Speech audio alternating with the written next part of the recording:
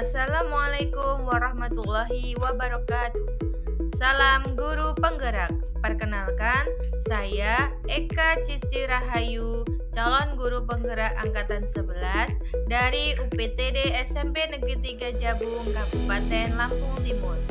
Pada kesempatan kali ini, saya akan memaparkan koneksi antar materi modul 2.1 mengenai pembelajaran berdiferensiasi. Apa itu pembelajaran berdiferensiasi? Pembelajaran berdiferensiasi adalah usaha guru dalam menyesuaikan proses pembelajaran di kelas untuk memenuhi kebutuhan belajar individu murid. Artinya, pembelajaran berdiferensiasi adalah pembelajaran untuk mendukung semua murid di kelas kita. Maksudnya apa ya? Ingat, setiap anak adalah unik.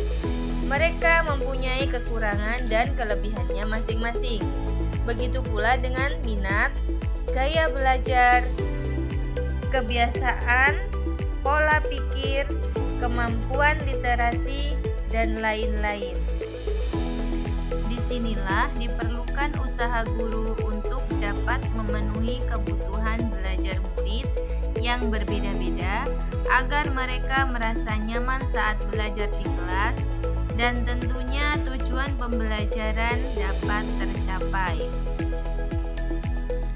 Lalu, bagaimana cara untuk dapat melakukan pembelajaran berdiferensiasi di kelas?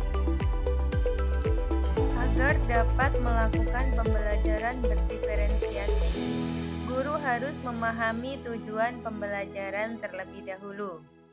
Selanjutnya, mengetahui dan merespon kebutuhan belajar murid, menciptakan lingkungan belajar yang mengundang murid untuk belajar, melakukan manajemen kelas yang efektif, dan melakukan penilaian berkelanjutan. Berkaitan dengan kebutuhan belajar murid, guru harus memahami 3 aspek berikut ini. Yang pertama, kesiapan belajar murid.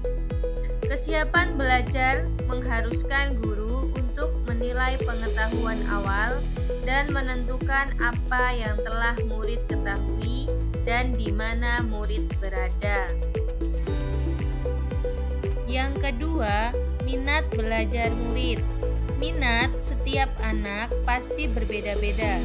Minat adalah salah satu motivator penting bagi murid untuk terlibat aktif dalam proses pembelajaran. Dan yang ketiga, profil belajar murid. Profil belajar murid berkaitan dengan lingkungan, budaya, gaya belajar, dan kecerdasan majemuk yang berbeda antara satu anak dengan yang lainnya. Kebutuhan belajar murid dapat diidentifikasi berdasarkan cara-cara berikut ini. Mengamati perilaku murid, mengidentifikasi pengetahuan awal, mereview dan melakukan refleksi terhadap praktek pengajaran, berbicara dengan guru murid sebelumnya, membaca raport murid di kelas sebelumnya, atau bisa juga menggunakan berbagai penilaian formatif dan diagnostik. Strategi untuk mendiferensiasi pembelajaran dapat dilakukan dengan 3 cara, yaitu diferensiasi konten, diferensiasi proses, dan diferensiasi produk. Guru dapat memilih salah satu atau kombinasi dari ketiganya. Diferensiasi konten berkaitan dengan apa yang kita ajarkan, seperti materi, konsep, atau keterampilan yang perlu dipelajari berdasarkan kurikulum. Mendiferensiasikan konten bisa dilakukan dengan membedakan pengorganisasian atau format penyampaiannya, bukan mengubah atau menurunkan standar kurikulum.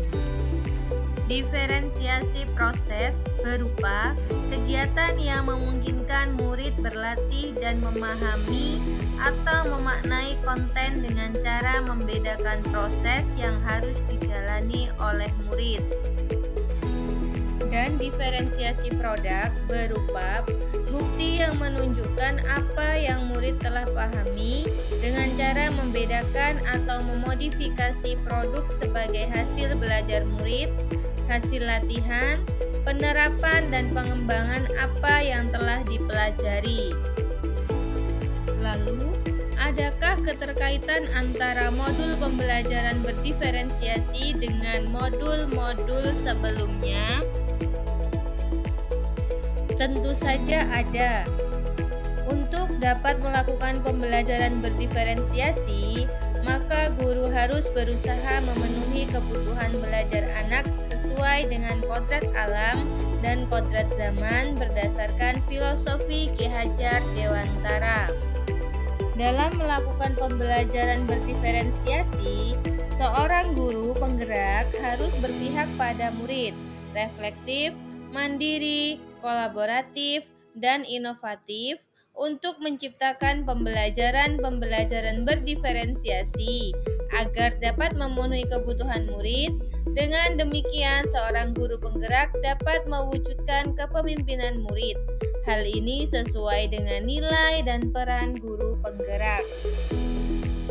Selanjutnya, pembelajaran berdiferensiasi dapat menjadi salah satu strategi untuk mewujudkan visi guru penggerak yang berpihak pada murid.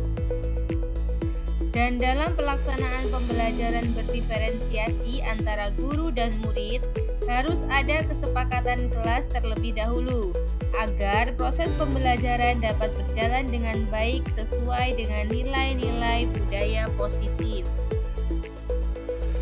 Demikianlah pemaparan koneksi antar materi modul 2.1 tentang pembelajaran berdiferensiasi. Saya, Eka Cici Rahayu, mengucapkan terima kasih. Salam guru penggerak. Wassalamualaikum warahmatullahi wabarakatuh.